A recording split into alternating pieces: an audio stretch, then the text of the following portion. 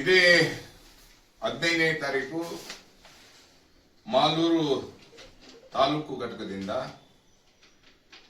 ಕರ್ನಾಟಕ ರಕ್ಷಣಾ ವೇದಿಕೆ ಮತ್ತು ಅನೇಕ ಸಂಘಟನೆಗಳು ದಲಿತ ಪರ, ರೈತ ಪರ, ಕಾರ್ಮಿಕರ ಪರ ಇರುವಂತಹ ಎಲ್ಲ ಸಂಘಟನೆಗಳು ಒಟ್ಟಿಗೆ ಸೇರಿ ಮಾಲೂರು ಕುಡಿಯುವ ನೀರಿನ ಯೋಜನೆಗಾಗಿ 15ನೇ ತಾರೀಕು ಬೃಹತ್ ಪಾದಯಾತ್ರೆ ಮುಖಾಂತರ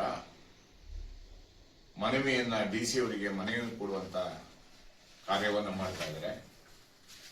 ಮಾಲೂರಿನಲ್ಲಿ ಮತ್ತು ಕೋಲಾರ ಜಿಲ್ಲೆಯಲ್ಲಿ ಇಡೀ ರಾಜ್ಯಕ್ಕೆ ತರಕಾರಿಯನ್ನ, ಹೈನುಗಾರಿಕೆಯನ್ನ ಕೊಡುವಂತವ್ರು, ಅವರಿಗೆ ಸರಿಯಾದ ನೀರಿನ ವ್ಯವಸ್ಥೆಯನ್ನ ಕೊಡದೇನೆ ಅವರಿಗೆ ಬೆಳೆ ಬೆಳಿಲಿಕ್ಕೆ, ತರಕಾರಿ ಬೆಳಿಲಿಕ್ಕೆ ತೊಂದರೆ ಆಗ್ತಾ ಇರೋದ್ರಿಂದ ಕೃಷ್ಣಾ ನದಿ, ಮಾಲೂರು ತಾಲೂಕಿನ 3 ಕಿಲೋಮೀಟರ್ ದೂರದಲ್ಲೇ ಕೃಷ್ಣಾ ನದಿಯ ನೀರು ಹೋಗ್ತಾ ಇರೋದ್ರಿಂದ ಅದನ್ನ ನಮಗೆ 4.5 TMC ನೀರನ್ನ ಕೊಡಬೇಕಾಗಿರುವ ಹಕ್ಕನ್ನ ಮುಳುಬಾಗಿಲು ಮುಖಾಂತರ ಮಾಲೂರು ಮತ್ತು ಕೋಲಾರ ಜಿಲ್ಲೆಗೆ ತರೋದ್ರ ಮುಖಾಂತರ ನೀರನ್ನ ಸರ್ಕಾರ ಕೊಡೋದ್ರಲ್ಲಿ ಪ್ರಯತ್ನ ಪಡಬೇಕನ್ನುವಂತ ಒತ್ತಾಯವನ್ನ ಮಾಡೋದ್ರ ಮುಖಾಂತರ ಎತ್ತಿನ ಹೊಳೆ ಯೋಜನೆಯ ನೀರನ್ನ ಈ ಕೂಡಲೇ ಕುಡಿ.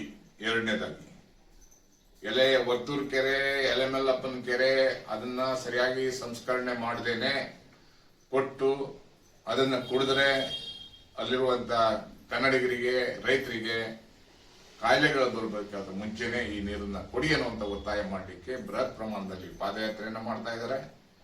ನಾವೆಲ್ಲರೂ ಹೋಗಿ ಅವ್ರ ಜೊತೆ ಕೈ ಜೋಡಿಸೋಣ. ಕೋಲಾರ ಜಿಲ್ಲೆಯ ನೀರಾವರಿ ಯೋಜನೆಗಾಗಿ ಅನೇಕ ವರ್ಷಗಳಿಂದ ಹೋರಾಟಗಳನ್ನ ಮಾಡಿದ್ದೀವಿ.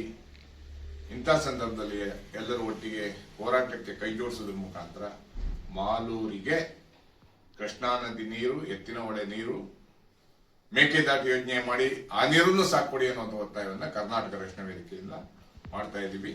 ನಾನು ಸಹ ಜೊತೆಯಲ್ಲಿ ನಡಿಗೆಯನ್ನ ಮಾಡ್ತಾ ಇದ್ದೀನಿ. ಎಲ್ಲರೂ ಬನ್ನಿ. ನಮಸ್ಕಾರ.